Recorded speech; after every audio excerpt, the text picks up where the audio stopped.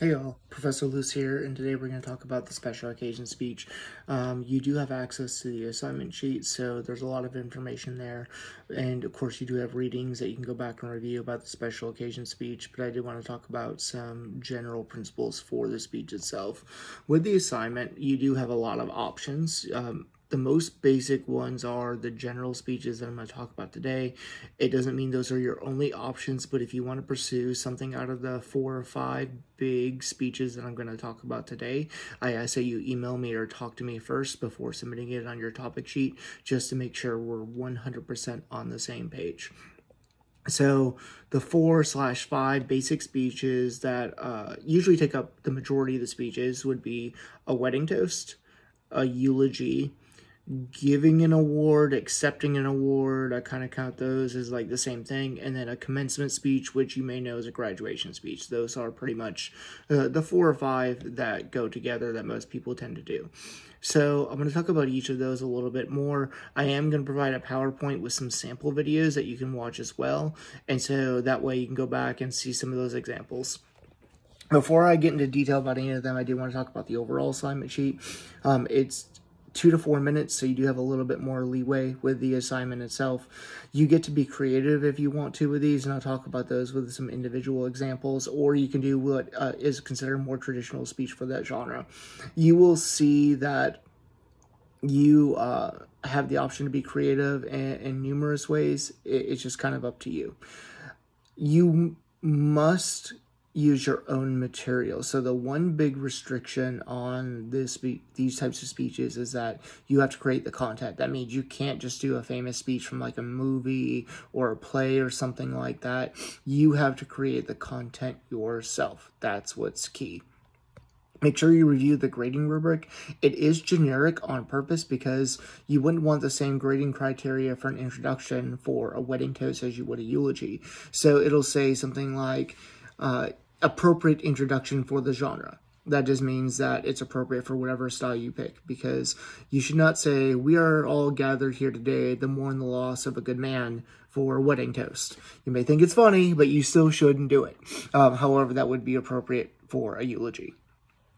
The only other thing that I'm going to mention now is that you should make sure that if you choose a eulogy or perhaps another topic area, that you are absolutely certain that you are not emotionally connected to that speech topic. So by that, I mean, if you happen to lose a pet over the past couple of weeks, you probably shouldn't give a eulogy to that pet. If you lost a pet 5 years ago and you're comfortable giving the eulogy now, that's perfectly fine. So just make sure that you're emotionally capable of doing it. Okay, so let's talk about wedding toasts a little bit. Wedding toasts tend to have a pretty traditional arc to them, regardless of what type of speech you're giving. And so it could be a best man speech, it could be a maid of honor speech, it could be you are one of either the bride, the groom, whatever kind of combination you have, it could be one of them, but they're still going to have the same arc for the most part. First, you need to identify who you are. You might say, I am the best man, and I have known the groom since we were kids. Whatever the case may be, that's what you want to use. The next step is usually identifying the relationship of the couple. So you would talk about your connection to the person very briefly, and then talk about the couple, what you've observed, what you know about them, why they're a good fit for each other. You talk about how they're great together, and then you usually end the speech with well wishes. Humor is acceptable, but it needs to be appropriate humor. What is key is that you are not crossing boundaries. If it is at all questionable, you should not utilize it. I know a lot of times in movies you see like almost a roast of the groom from the best man. That's not okay. A little bit of humor is fine, but remember, this is not your opportunity to do stand-up comedy. It's a wedding toast. You're supposed to honor the people involved, and therefore you need to make sure the humor is appropriate.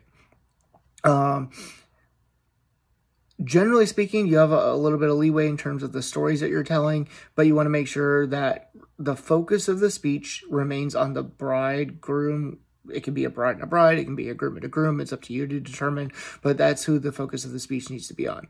Also, you get leeway with topics. So traditional wedding speech would say that, you are there to celebrate the joining of two people. However, if you wish, you are more than welcome to give a wedding toast to celebrities. I realize you're not going to actually know them. It doesn't have to be a real wedding toast. It could be two celebrities that you want to be at their wedding. It could be a toast to inanimate objects. So, for example, I've seen a really funny wedding toast to peanut butter and chocolate.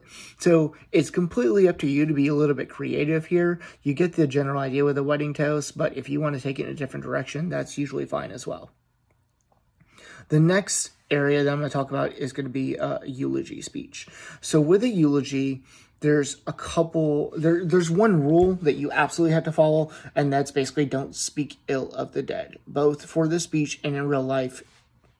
If you feel like you can't say something that's appropriate, that is positive, then you shouldn't be giving that speech. And I understand life is complicated, it's messy, you may not have good things to say about a person, but that just means you should decline to speak. Another thing to remember is that it's not a resume. You don't need to have a laundry list of things. You don't have to say that, they had 20 grandkids, they worked for so-and-so company for 35 years. What the eulogy is for is to help people heal. And the way you do that is talk about qualities of the person or stories that you have of the person and how their memory can live on in a positive way. So if they taught you the value of hard work, that is definitely something that you could relate in a story, because that's something that people can take with them and live by that on a regular basis. So those types of things are perfectly appropriate. Those stories should be personal. If you know of stories that apply to other people, that's usually fine as well. But you really do want to be a storyteller with a eulogy. And remember, it's about moving forward and talking about the positive impacts that that person had on you. Generally speaking, there's not really a limit on the number of stories that you can have. Most eulogies are a little bit shorter, but you do want to keep in mind that you're not there to speak forever either. In terms of giving an award and accepting an award, those are specifically outlined in the book.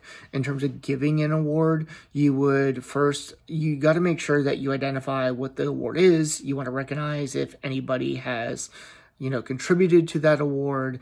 If someone has donated money, you definitely want to recognize them. You might talk about the history of the award if that's applicable. You might be able to talk about some of the other contestants. The idea is you build up a little bit of suspense prior to announcing the winner. So the laundry list of things that the person has done is perfectly acceptable. You don't need to identify that person specifically until the very end, and then you would welcome them up to accept the award. In terms of accepting an award, that's sort of where that speech would start. The first big thing you have to remember is be humble. You don't put down other people. You want to recognize or at least identify the people that contributed to the award and make sure you thank them. You would probably thank people that have helped you. You might identify some of the other people that did great work. And then, of course, at the end, you basically just say thank you. Accepting an award is really easy. For the eulogy and for giving and accepting an award, again, you don't have to take it literally. So for a eulogy, I've seen some really funny eulogies. I've seen a eulogy to a car. I've seen a eulogy to a phone. Unfortunately, I've seen some eulogies to a GPA. I've seen a eulogy, this is probably the funniest one at HGTC, was a eulogy to Chick-fil-A, and she actually had pictures of as the Chick-fil-A withered away over time, and it was really funny. And then I've seen a eulogy to donuts, and I've also seen a eulogy to Britney Spears' career. So all those are options for the eulogy. As far as the awards, people have made up various awards. You don't actually have to be receiving that award in order to, make the speech about it. You could be the MVP of a Super Bowl if you wanted to. The last speech I'm going to talk about is the commencement speech or graduation speech.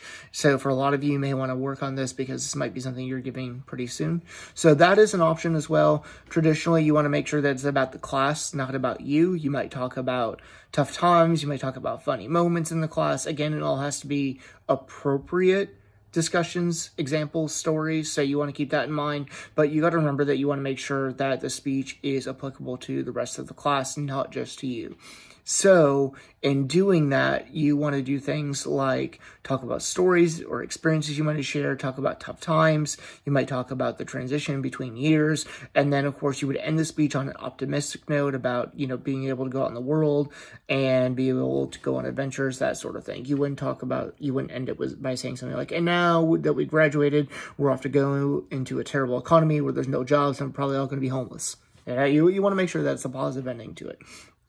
So those are the basic categories. If you want to do something beyond that, you are more than welcome to. Some examples of other categories. I've had some people do slam poetry. I've had some people do stand-up comedy routines. I've had 2 students perform their own songs. One went well, one did not. So there's some room there. Other common ones would be anniversary speech.